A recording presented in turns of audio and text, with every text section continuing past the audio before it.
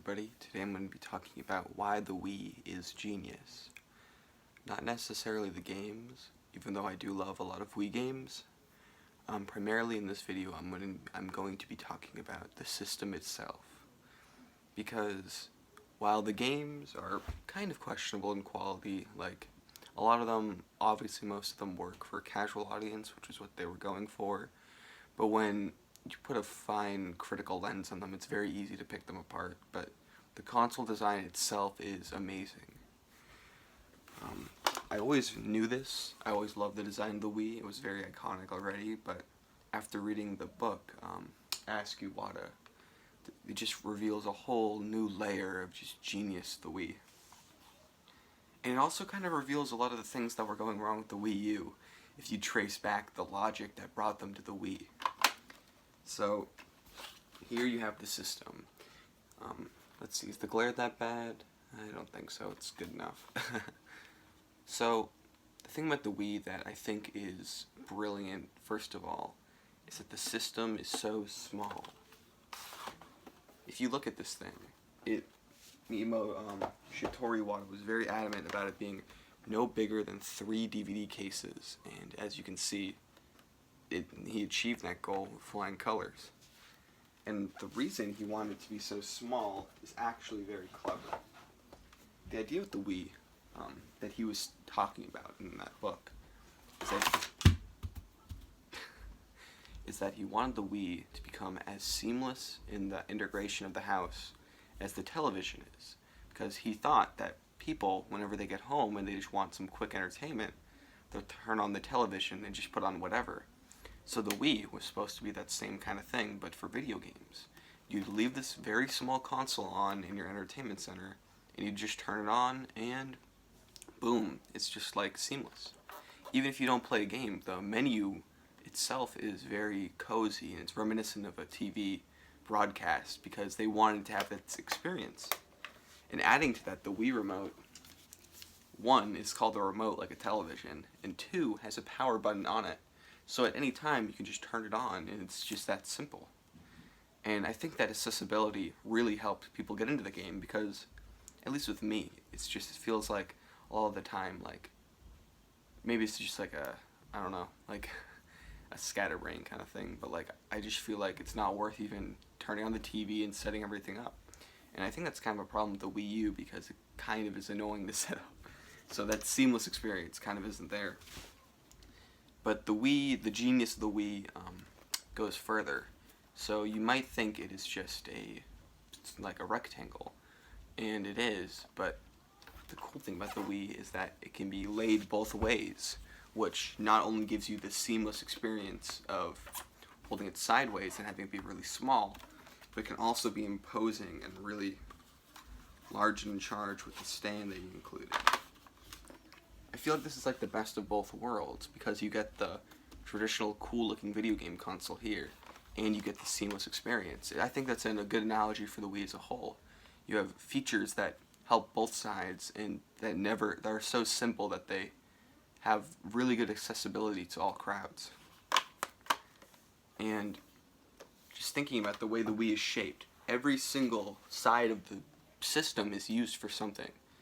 Like, you have the front with the disc slot and the SD card slot. The top is used for GameCube controls, which is really clever. The back is used for the ports, and the bottom is used for the vents, and you can stick the stand on it. And even then, the vents still work, because there's a hole in the stand. So I think the Wii is just such a dense console, with every single part of it being used for something important. And I don't think any other console is like that. Like, maybe it is. Like, the GameCube has a lot of vents, but this is just such smart design. Another thing that's great about the Wii is that it's it's so simple. Like, in general. I really like the shape of it, and how they have that divot on the bottom. Like, for some reason, that just makes it feel nice.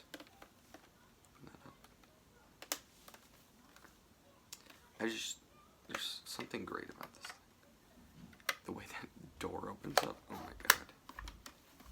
Now, the Wii console design itself is brilliant, but that is not even to get started on the Wiimote, which takes an idea of accessibility, moving, like having one thing that does multiple different functions, and takes it to the next level. It's kind of funny thinking about it this way because that sort of accessibility is what the Nintendo Switch is trying to go for. Actually, I'll explain the Wii first. So the Wii Remote ditches a lot of conventions of past controllers and tries to look like a TV remote.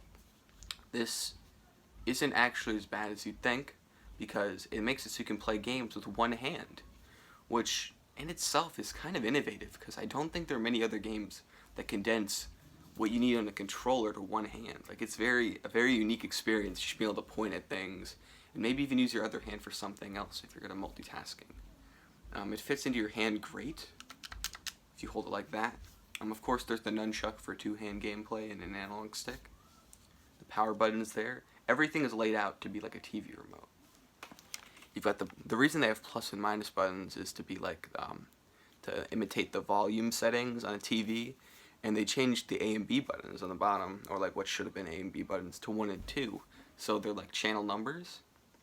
So that's really so impressive, like, already. And they use what people already know about TV remotes to make the sensor bar, like, to make that connection really obvious. Because if you have a TV remote, because of the IR sensor, you have to point at the TV.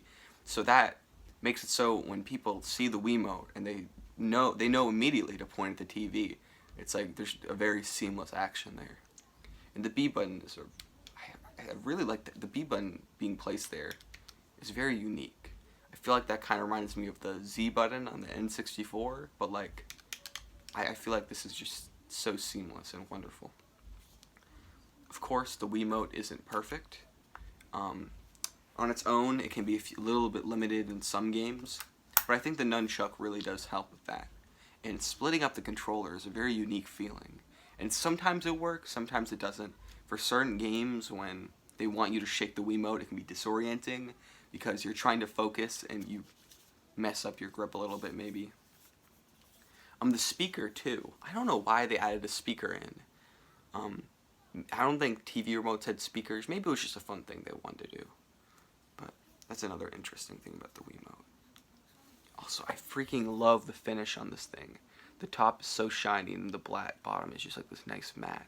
It almost looks like sushi. It's awesome. Can you see?